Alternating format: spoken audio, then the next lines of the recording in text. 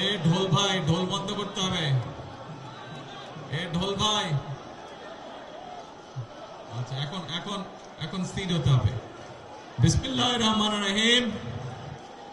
আজকের এই আন্তর্জাতিক মে দিবস উপলক্ষে আয়োজিত বাংলাদেশ জাতীয়তাবাদী শ্রমিক দল কর্তৃক আয়োজিত আজকের এই শ্রমিক সমাবেশের সম্মানিত সভাপতি, মঞ্চে উপস্থিত বাংলাদেশ জাতীয়তাবাদী দল বিএনপির সম্মানিত মহাসচিব, উপস্থিত নেতৃবৃন্দ, আমার সামনে উপস্থিত শ্রমিক দলের ভাই ও বোনেরা এবং উপস্থিত বিএনপি অঙ্গ সহযোগী সংগঠনের প্রিয় ভাই ও বোনেরা, প্রিয় এলাকাবাসী, আসসালামু আলাইকুম। আসসালামু আলাইকুম। কেমন আছেন সবাই? এই যে আমার হাতের বাম দিকে আপনারা কেমন আছেন? আলহামদুলিল্লাহ। হাতের ডানে আলহামদুলিল্লাহ, আর সামনে যারা আছেন আলহামদুলিল্লাহ। প্রিয় ভাই বোনেরা, আজ আন্তর্জাতিক শ্রমিক দিবস। এই আন্তর্জাতিক শ্রমিক দিবস উপলক্ষে আমি প্রথমেই শ্রদ্ধার সঙ্গে স্মরণ করতে চাই যে সকল শ্রমিক ভাইরা 1971 সালে স্বাধীনতা যুদ্ধে শহীদ হয়েছিলেন, যে সকল শ্রমিক ভাইরা 90-এ স্বৈরাচার বিরোধী আন্দোলনে আত্মহতি দিয়েছেন এবং শুধুমাত্র জুলাই আগস্ট মাসে যে আন্দোলন ছাত্র জনতার, সেখানে শ্রমিক দলের যে 72 জন শ্রমিক সদস্য শহীদ হয়েছেন সহ সকল গণতন্ত্রের আন্দোলনে শহীদদেরকে আমি আজ এই দিবসে স্মরণ করতে চাই। প্রিয় ভাই বোনেরা,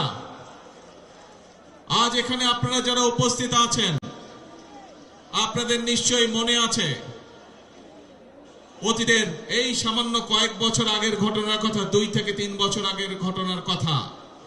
আজ এখানে আমরা শান্তিপূর্ণভাবে এই সমাবেশের আয়োজন করছি, কিন্তু মাত্র কয়েকদিন আগের কথা, এই রাজপথ, এই আশেপাশের দালান কোঠা, এই এলাকার প্রতিবেশী ভাইয়ের বোনেরা সকলে সাক্ষী আছেন যে এখানে যখন বিএনপি, শ্রমিক দল, যুব দল, ছাত্র দল, স্বেচ্ছাসেবক মহিলা দল যারাই যখন সমাবেশ করেছে, আমাদেরকে তখন আতঙ্কিত থাকতে হতো কখন সেই স্বৈরাচার বাহিনী হামলা করে বসে।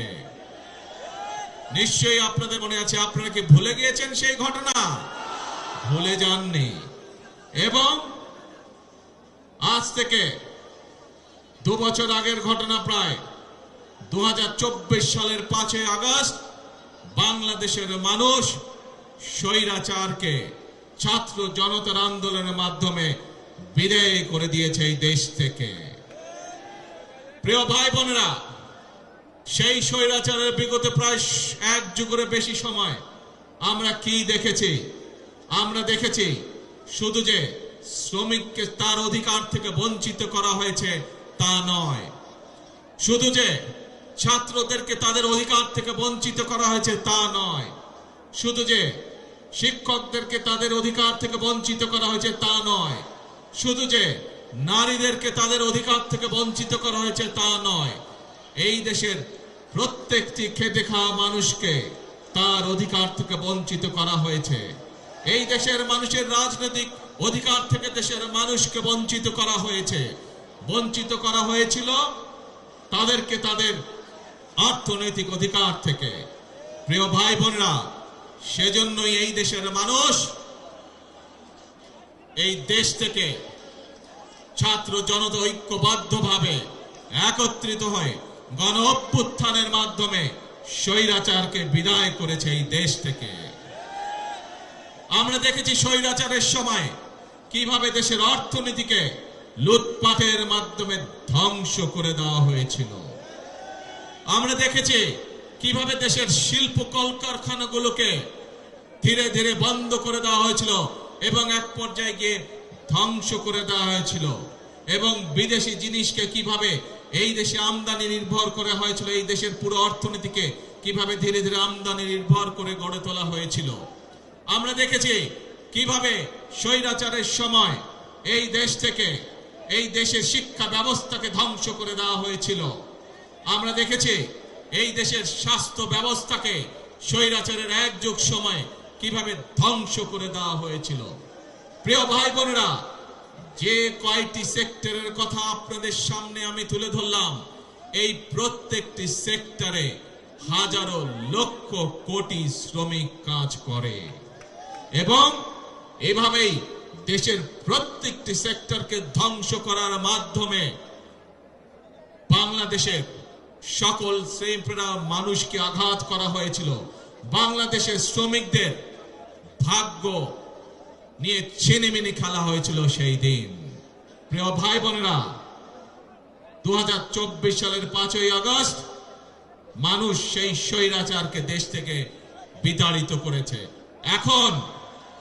এখন শ্রমিক, শিক্ষক, ছাত্র, নারী, পুরুষ সকলে মিলে এখন হচ্ছে দেশ গড়ার পালা।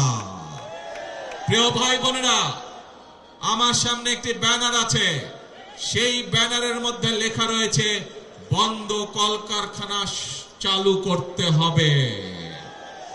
প্রিয় ভাই বোনেরা, বর্তমান সরকার বিএনপি সরকার, জনগণের ভোটে নির্বাচিত সরকার এবং সেই জন্য এই সরকার গঠিত হওয়ার পরে সাথে সাথেই আমি সংশ্লিষ্ট ব্যক্তিবর্গকে সাথে নিয়ে বসেছি এবং নির্দেশনা দিয়েছি এবং আপনারা জানলে খুশি হবেন, এই সপ্তাহে গত 1 মাস আগে আমি নির্দেশনা দিয়েছি যে কিভাবে আমরা কত দ্রুত আমরা বন্ধ কলকারখানা কোনটি চালু করতে পারবো, যাতে আবার সেই সকল শ্রমিক যারা কর্মসংস্থান হারিয়ে বেকার হয়ে গিয়েছিল সেই সকল শ্রমিকের কর্মের ব্যবস্থা আমরা করতে পারি। সেই মিটিংটি এই সপ্তাহে আবার নির্ধারিত হয়েছে। ইনশাআল্লাহ বাংলাদেশের অনেকগুলো কলকারখানা যেগুলো বন্ধ হয়ে গিয়েছে বিগত বছরগুলোতে, পর্যায়ক্রমিক ভাবে আমরা সেই কলকারখানাগুলোকে আবার চালু করার উদ্যোগ গ্রহণ করেছি। প্রিয় ভাই বোনেরা, শুধু এই বন্ধ কলকারখানা চালু হলেই সকল শ্রমিকের কর্মসংস্থানের ব্যবস্থা হবে না, আমরা জানি। এই শ্রমিকদের পাশাপাশি আরো বহু লক্ষ, হাজারো লক্ষ বেকার এখন এই দেশে রয়ে গিয়েছে, যাদের জন্য দেশে আমাদের কর্মসংস্থানের ব্যবস্থা করতে হবে, যাদের জন্য একই সাথে আমাদেরকে বিদেশেও কর্মসংস্থানের ব্যবস্থা করতে হবে। এবং সেই জন্যই আমরা বিদেশি বিনিয়োগকারী সহ দেশীয় বিনিয়োগকারীদের সাথে এরই ভিতরে আলাপ আলোচনা শুরু করেছি। আমরা তাদেরকে উৎসাহ প্রদান করছি, আমরা তাদের বিভিন্ন সমস্যা সমাধানের চেষ্টা করছি, যাতে করে সেই বিনিয়োগকারীরা সে দেশেই হোক অথবা বিদেশেই হোক এই দেশে কলকারখানা তৈরি করে। কারণ আমরা জানি এই দেশে কলকারখানা তৈরি হলে এই দেশের শ্রমিকরা কর্মসংস্থানের সুযোগ হবে তাদের। আমরা জানি শ্রমিকরা যদি ভালো থাকে তাহলে বাংলাদেশ ভালো থাকবে। আমরা জানি কৃষকরা যদি ভালো থাকে তাহলে বাংলাদেশ ভালো থাকবে। অর্থাৎ সাধারণ খেটে খাওয়া মানুষ যখন ভালো থাকবে তখনই এই দেশ বাংলাদেশ ভালো থাকবে। এবং সেই জন্যই প্রিয় ভাই বোনেরা, আপনারা দেখেছেন, আমরা জানি, আমরা বিষয়টি সম্পর্কে ওয়াকিফাল আছি। এইখানে রাস্তা, ঢাকা শহরের বিভিন্ন রাস্তায় আপনারা দেখেছেন হকার ভাইরা ছিল, কিন্তু যানজট সহ সাধারণ মানুষের চলাফেরার অসুবিধার জন্য আমরা হকার ভাইদেরকে সরিয়ে দিয়েছি। কিন্তু আমরা এটাও বুঝি তারাও মানুষ, তাদেরও পরিবার আছে, তাদেরকেও চলতে হবে, খেয়ে পড়ে তাদেরকেও বাঁচতে হবে। সেজন্যই আমি সংশ্লিষ্ট কর্তৃপক্ষকে সাথে সাথে নির্দেশনা দিয়েছি যে হকার উচ্ছেদ করলে শুধু হবে না, এই মানুষগুলো যাতে খেয়ে পড়ে বাঁচতে পারে, কর্মসংস্থান মানে ব্যবসা করতে পারে, তারও ব্যবস্থা করতে হবে। এবং আপনারা দেখেছেন এরই মধ্যে তার প্রক্রিয়া শুরু হয়েছে। আমরা জানি সকলকে হয়তো একসাথে আমরা ব্যবস্থা করে দিতে পারবো না, পর্যায়ক্রমিক ভাবে আমরা ব্যবস্থা করব। কিন্তু ইনশাআল্লাহ আপনাদের নির্বাচিত সরকার অবশ্যই খেটে খাওয়া মানুষের কর্মসংস্থানের ব্যবস্থা করবে। এবং সে কারণেই আপনারা দেখেছেন গতকাল থেকে উত্তর মহানগরী এবং দক্ষিণ মহানগরীতে এই প্রক্রিয়া শুরু হয়ে গিয়েছে।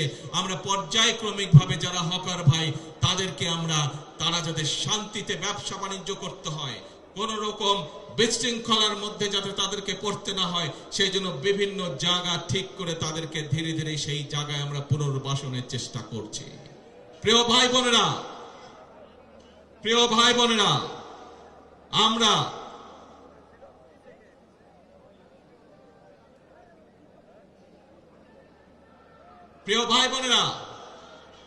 আমরা নির্বাচনের 12 তারিখে নির্বাচনের আগে আমরা বলেছিলাম এই দেশকে পুনর্গঠন করা ছাড়া, রাষ্ট্র মেরামত করা ছাড়া কোনো উপায় নাই। এবং শুধুমাত্র নির্বাচনের আগে নয়, আপনাদের নিশ্চয়ই কম বেশি সকলের মনে আছে আমরা আজ থেকে প্রায় 2.5 বছর 3 বছর আগে বাংলাদেশের প্রত্যেকটি সেক্টরকে কিভাবে রাষ্ট্র পুনর্মেরামত করা যায়, কিভাবে সংস্কার করা যায়, তার প্রত্যেকটি 31 দফা আমরা জনগণের সামনে, দেশের মানুষের সামনে উপস্থাপন করেছিলাম। মনে আছে আপনাদের? মনে আছে।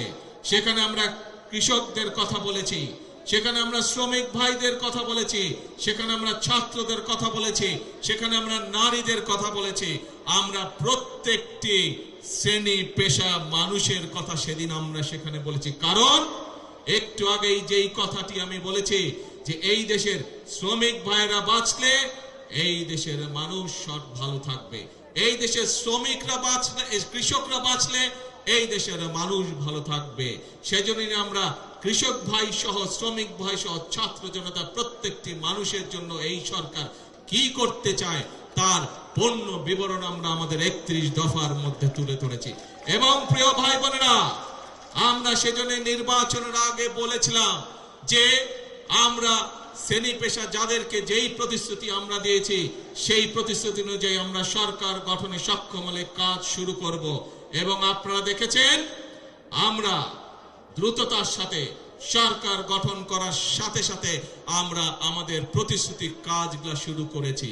প্রিয় ভাই বোনেরা, নারীদের জন্য যে ফ্যামিলি কার্ডের কথা আমরা বলেছি, এই ফ্যামিলি কার্ড আমার শ্রমিক ভাইয়ের যে স্ত্রীরা আছেন তারা পাবেন। এই ফ্যামিলি কার্ড আমাদের কৃষক ভাইদের যে স্ত্রীরা আছেন তারা পাবেন। একইভাবে আমাদের প্রাইমারি শিক্ষক যারা আছেন তাদের স্ত্রীরা পাবেন। অর্থাৎ এটি সকলের কাছে ধীরে ধীরে সকল পরিবারের কাছে পৌঁছবে। শ্রমিক ভাইরা যেরকম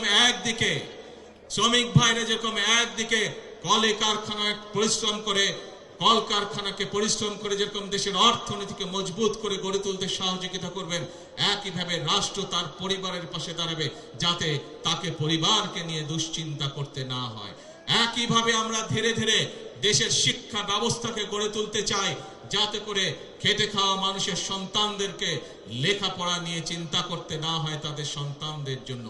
প্রিয় ভাই বোনেরা, একইভাবে আপনারা দেখেছেন আমরা কৃষক ভাইদের পাশে দাঁড়িয়েছি। কৃষক ভাইদের 10,000 টাকা পর্যন্ত কৃষি ঋণ আমরা মওকুফ করে বলেছিলাম, সেই কৃষি ঋণও আমরা মওকুফ করেছি। প্রিয় ভাই বোনেরা, আমরা শুধু কৃষক ভাইদের কৃষি ঋণই মওকুফ করিনি, আমরা একই সাথে বলেছিলাম যে তাদেরকে আমরা কৃষক কার্ড দেব। সেই কৃষক কার্ড দেওয়ার কাজও আমরা প্রিয় ভাই বোনেরা শুরু করেছি। প্রিয় ভাই বোনেরা, আমরা বলেছিলাম এই দেশের আমাদের যে পরবর্তী প্রজন্ম আছে তাদের ভেতর থেকে আমরা পেশাদার খেলোয়াড় তৈরি করতে চাই। আজ কৃষক পরিবারের সদস্য হোক, শ্রমিক পরিবারের সদস্য হোক, শিক্ষক পরিবারের সদস্য হোক, এইরকম হাজারো পরিবারের সদস্যদের সন্তানরা আছে যারা খেলাধুলায় ভালো। আমরা আমাদের সেই খেলোয়াড়দেরকে বের করে নিয়ে আসতে চাই, তাদেরকে আমরা প্রশিক্ষণ দিতে চাই এবং একই সাথে প্রশিক্ষণ দেওয়ার মাধ্যমে আমরা আন্তর্জাতিক পর্যায়ে আমাদের খেলোয়াড়দেরকে তুলে ধরতে চাই। এবং তারই অংশ হিসাবে শহীদ রাষ্ট্রপতি জিয়াউর রহমান যেমন এই দেশের শিশুদের ভিতর থেকে যারা প্রতিভাবান তাদেরকে যেভাবে উনি নতুন কুড়ির মাধ্যমে, নতুন কুড়ি প্রতিযোগিতার মাধ্যমে ধীরে ধীরে বের করে নিয়ে এসেছিলেন, আমরাও ঠিক সেই কাজটি শুরু করেছি। নতুন কুড়ি প্রতিযোগিতার মাধ্যমে আমাদের আগামী প্রজন্মের ভিতরে কারা ভালো খেলোয়াড় আছে তাদেরকে বের করে নিয়ে আসবো। প্রিয় ভাই বোনেরা, আপনারা শুনলে খুশি হবেন, ইনশাআল্লাহ আল্লাহর রহমতে আগামী কাল থেকে আনুষ্ঠানিকভাবে আমরা এই কাজটি শুরু করতে যাচ্ছি। প্রিয় ভাই বোনেরা, শ্রমিক বলুন, কৃষক বলুন, নারী বলুন, যুবক বলুন, যার কথাই বলুন না কেন, আমাদের দেশের অধিকাংশ মানুষ এখনো গ্রামে বসবাস করে। এই গ্রামের মানুষ সঠিক সময়, প্রয়োজনের সময় তারা বিভিন্ন কাজে হোক, কৃষি কাজে হোক অথবা তাদের ব্যক্তিগত কারণ, ব্যক্তিগত কাজে হোক, পানি পায় না। যে পানির অপর নাম জীবন, সেই পানি তারা সঠিকভাবে পায় না। সেজন্যই আপনারা দেখেছেন শহীদ জিয়া সেই বিখ্যাত কর্মসূচি খাল খনন আমরা শুরু করেছি। যেই খাল খননের মাধ্যমে কৃষক ভাইদেরকে যেমন পানির সুবিধা, সেচ সুবিধা পৌঁছে দিব আমরা, ঠিক একইভাবে গ্রামের মানুষ যাতে সহজেই পানির চাহিদা পূরণ করতে পারে, সেটি অন্যতম কারণ এই খাল খননের জন্য। খাল খনন এর মাধ্যমে কৃষক ভাইরা যেমন সুবিধা পাবে, একইভাবে গ্রামের খেটে খাওয়া সাধারণ মানুষও সেইভাবে একইভাবে সুবিধা পাবে। উপস্থিত প্রিয় ভাই বোনেরা, আজ আমাদেরকে একটি সময় এসেছে যখন আমাদেরকে ঐক্যবদ্ধ হতে হবে। আজ যে কথাগুলো আপনাদের সামনে আমি তুলে ধরলাম, এই মোতাবেক যদি আমরা ধীরে ধীরে দেশকে এগিয়ে নিতে পারি, যদি আমরা এগিয়ে নিতে পারি, তাহলে আমাদের পক্ষে সম্ভব কৃষক, শ্রমিক, ছাত্র, জনতা সকলের ভাগ্য পরিবর্তন। এবং এই মানুষগুলোর ভাগ্য পরিবর্তন হলেই দেশের ভাগ্যের পরিবর্তন একমাত্র সম্ভব। প্রিয় ভাই বোনেরা, বাংলাদেশের মানুষ 12 তারিখ থেকে আবারও সেই হারিয়ে যাওয়া গণতান্ত্রিক যাত্রা শুরু করেছে। আমরা অতীতে দেখেছি প্রিয় ভাই বোনেরা, যখনই বাংলাদেশ গণতন্ত্রের পক্ষে যাত্রা করেছে, আমরা দেখেছি ধীরে ধীরে এই দেশে মিল কলকারখানা গড়ে উঠেছে। প্রিয় ভাই বোনেরা, আমরা দেখেছি অতীতে যখনই বাংলাদেশ গণতন্ত্রের পক্ষে যাত্রা শুরু করেছে, তখনই বাংলাদেশের অর্থনীতি ধীরে ধীরে শক্তিশালী হওয়া ধরেছিল। প্রিয় ভাই বোনেরা, আমরা দেখেছি যখনই বাংলাদেশ গণতন্ত্রের পক্ষে যাত্রা শুরু করেছিল, তখনই আমরা দেখেছি এই দেশের শিক্ষা ব্যবস্থাগুলোতে সুন্দরভাবে ধীরে ধীরে শিক্ষার পরিবেশ ফিরে এসেছে। প্রিয় ভাই বোনেরা, বাংলাদেশ যখনই গণতন্ত্রের পক্ষে যাত্রা শুরু করেছে, গণতন্ত্রের পথে যাত্রা শুরু করেছে, আমরা দেখেছি ধীরে ধীরে বাংলাদেশ দেশনেত্রী খালেদা জিয়ার নেতৃত্বে বিশ্ব দরবারে এমার্জিং টাইগারের খেতাবে ভূষিত হয়েছিল। কিন্তু প্রিয় ভাই বোনেরা, বাংলাদেশ যখনই গণতন্ত্রের পথে যাত্রা শুরু করে, কিছু মহলের সেটি পছন্দ নয়, এবং সেই সকল মহল যারা চায় না বাংলাদেশের মানুষ তার ভাগ্য পরিবর্তনের জন্য পরিশ্রম শুরু করুক, যারা চায় না বাংলাদেশ পৃথিবীর সাথে পাল্লা দিয়ে সামনে এগিয়ে যাক, সেই মহল ষড়যন্ত্র শুরু করে অতীতের মতো। অতীতে যেমন তারা ষড়যন্ত্র করেছিল, প্রিয় ভাই বোনেরা, তাদের সেই ষড়যন্ত্র কিন্তু 12 তারিখের আগে যখন সফল হয়নি, 12 তারিখে যখন তারা দেখলো বাংলাদেশ তো আবার জনগণের সিদ্ধান্ত মোতাবেক চলা শুরু করলো, বাংলাদেশ তো আবার গণতন্ত্রের পথে চলা শুরু করলো, তখন নতুন করে তারা ধীরে ধীরে বিভিন্ন রকম ষড়যন্ত্র শুরু করলো। তারা চেষ্টা করছে এখন বিশ্ব দরবারে প্রথমে বাংলাদেশকে বিতর্কিত একটি অবস্থানে নিয়ে যাওয়ার জন্য। তারা চেষ্টা করছে বিশ্ব দরবারে বাংলাদেশ যাতে বন্ধুহীন হয়ে পড়ে, কিন্তু বিশ্ব দরবার দেখছে বর্তমান সরকারের পেছনে বাংলাদেশের মানুষের জনগণের সমর্থন রয়েছে। বিশ্ব দরবার দেখছে বর্তমানে বাংলাদেশের যে সরকার, এই সরকার জনগণ দ্বারা গঠিত সরকার। বিশ্ব দরবার দেখছে বর্তমান যে বাংলাদেশ পরিচালিত হচ্ছে যেই সরকার দ্বারা, যেই সংসদ দ্বারা, এই সংসদ, এই সরকার জনগণের দ্বারা গঠিত সংসদ, জনগণের দ্বারা গঠিত সরকার। সেজন্যই বিশ্ব দরবার তাদের কথায় কর্ণপাত করছে না, বরং বিশ্ব দরবার জনগণের যে নির্বাচিত প্রতিনিধি, জনগণের যে নির্বাচিত সরকার, তাদের সাথে কথা বলছে কিভাবে তারা এই দেশে বিনিয়োগ করবে, কিভাবে তারা এই দেশে শ্রমিকদের ভাগ্য পরিবর্তনে সহায়তা করবে, কিভাবে তারা এই দেশের মানুষের ভাগ্য পরিবর্তনে সাহায্য করবে। প্রিয় ভাই বোনেরা, আমাদেরকে বিশ্ব দরবারের এই সুযোগ গ্রহণ করতে হবে, দেশের স্বার্থে, এই দেশের মানুষের স্বার্থে, সর্বোপরি এই দেশের শ্রমিক ভাইদের স্বার্থে। সেজন্যই আজকে আমাদেরকে চোখ কান সব খোলা রাখতে হবে। যারা দেশকে বিতর্কিত পর্যায়ে নিতে চায়, যারা দেশে অরাজকতা সৃষ্টি করতে চায়, এরকম যদি কেউ থাকে, তাহলে শ্রমিক ভাই সহ প্রতিটি দেশের প্রতিটি বাংলাদেশি প্রতিটি মানুষের কাছে আমার আহ্বান থাকবে, আপনাদেরকে সজাগ হতে হবে, আপনাদেরকে সতর্ক হতে হবে, আপনাদেরকে জেগে উঠতে হবে, আপনাদেরকে তাদের ষড়যন্ত্র প্রতিহত করতে হবে, জবাব দিতে হবে। যেভাবে আমরা স্বৈরাচারকে 17 বছর ধরে জবাব দিয়েছিলাম। প্রিয় ভাই বোনেরা, কথা একটাই, কাজ একটাই, সেটি হচ্ছে দেশ গড়া। এবং সেই জন্যই শ্রমিকরা কেউ কারখানায় কাজ করেন, কেউ ইমারত নির্মাণ করেন, কেউ জুট মিলে কাজ করেন, কেউ পোশাক শিল্পে কাজ করেন। আজ এই সকল শ্রমিক, কেউ হয়তো রেস্টুরেন্টে কাজ করেন, কেউ হয়তো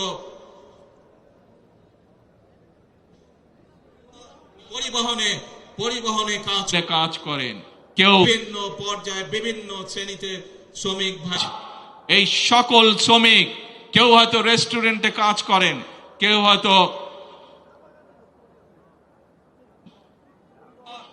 আমি আমার নামটি লেখাতে চাই একজন শ্রমিক হিসাবে।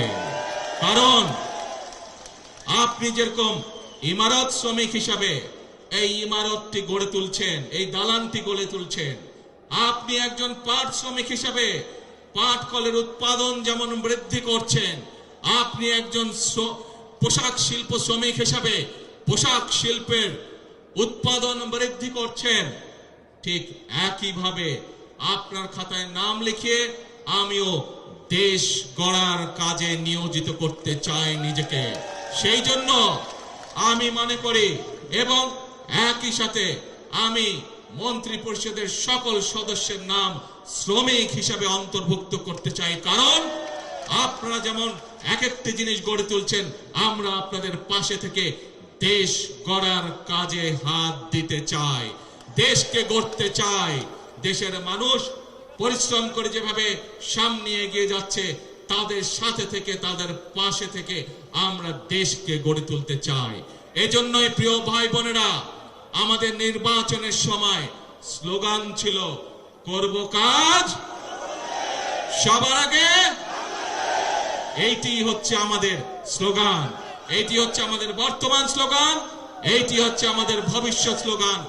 যেই স্লোগানের বলে বলিয়ান হয়ে ইনশাআল্লাহ আমরা এই প্রিয় মাতৃভূমিকে আমাদের প্রত্যাশিত বাংলাদেশ হিসেবে গড়ে তুলতে পারবো। প্রিয় ভাই বোনেরা, আজকের এই মহান আন্তর্জাতিক শ্রমিক দিবসে আসুন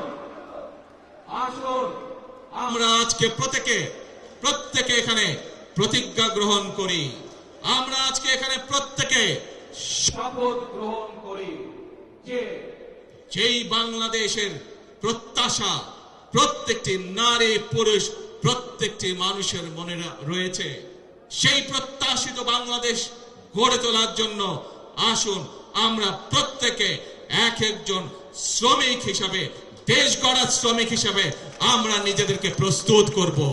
আমরা প্রত্যেকে এক একজন দেশ গড়ার শ্রমিক হিসাবে আমাদের জীবনের বাকি দিনগুলোকে আমরা অতিবাহিত করব। কে ভাইরা, আমরা কি এই প্রতিজ্ঞা গ্রহণ করতে পারি? আমার সাথে আছেন আপনারা? দেশ গড়ার শ্রমিক হিসাবে কি আপনারা নাম লেখাতে রাজি আছেন? আলহামদুলিল্লাহ। প্রিয় ভাই বোনেরা, মনে রাখতে হবে শহীদ রাষ্ট্রপতি জিয়াউর রহমানের সেই একটি কথা, প্রথম বাংলাদেশ আমার, শেষ বাংলাদেশ। জীবন বাংলাদেশ আমার, মরণ বাংলাদেশ। আসুন এই বাংলাদেশই আমাদের প্রথম ঠিকানা, এই বাংলাদেশই আমাদের শেষ। এটিই হোক আমাদের প্রথম এবং শেষ ঠিকানা।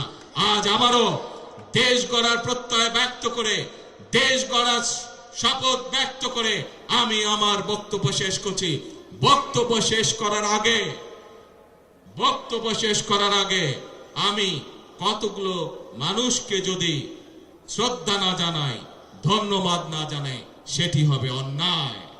প্রিয় ভাই বোনেরা, আমার বক্তব্যের মধ্যেই আমি বলেছি এই রাজপথ এবং এই বিল্ডিং এ বসবাসকারী যে সকল প্রতিবেশী আছেন, বিগত স্বৈরাচার বিরোধী এক যুগেরও বেশি সময় যে আন্দোলন সংগঠিত হয়েছে, বিভিন্ন সময় আমরা এই রাস্তার উপরে চেষ্টা করেছি আমাদের কথাগুলো জনগণের সামনে তুলে ধরতে, এবং আমরা সেই সময় দেখেছি কিভাবে সেই স্বৈরাচারী বাহিনী আমাদের নেতাকর্মীদের উপরে অত্যাচার করেছে, নির্যাতন করেছে, গুলিগোলাজ করেছে, কিভাবে আমাদের এই অফিস, এই পল্টন অফিসে তারা কিভাবে হামলা করেছিল, কিভাবে গুলিবর্ষণ করেছিল। আমাদের সেই আন্দোলনের সময় আমাদের বহু নেতাকর্মীকে এই প্রতিবেশীরা সেদিন বিভিন্নভাবে সহযোগিতা করেছেন, সাহায্য করেছে। আমাদের এই আন্দোলনের সময় যে সকল এখানে অত্যাচার নির্যাতন হয়েছিল, তার ফলে এই মানুষগুলো অনেক কষ্ট ভোগ করেছিলেন। আমি আজ এখানে বসবাসকারী যে সকল প্রতিবেশী আছেন, আমাদের বিভিন্ন দোকানপাট থেকে শুরু করে বিভিন্ন অ্যাপার্টমেন্টের যে সকল প্রতিবেশী আছেন, তাদেরকে আমি, আমাদের নেতাকর্মীদেরকে বিভিন্ন সময় সাহায্য সহযোগিতা করার জন্য আমি আন্তরিকভাবে দলের পক্ষ থেকে তাদেরকে আন্তরিকভাবে ধন্যবাদ জানাই। প্রিয় ভাই বোনেরা, আসুন শ্রমিক দিবসে আমাদের সেই হোক প্রতিজ্ঞা। কি প্রতিজ্ঞা মনে আছে? প্রথম বাংলাদেশ আমার, শেষ বাংলাদেশ। জীবন বাংলাদেশ আমার, মরণ বাংলাদেশ। আল্লাহ হাফেজ। বাংলাদেশ জিন্দাবাদ। বাংলাদেশ জাতীয়তাবাদী দল জিন্দাবাদ।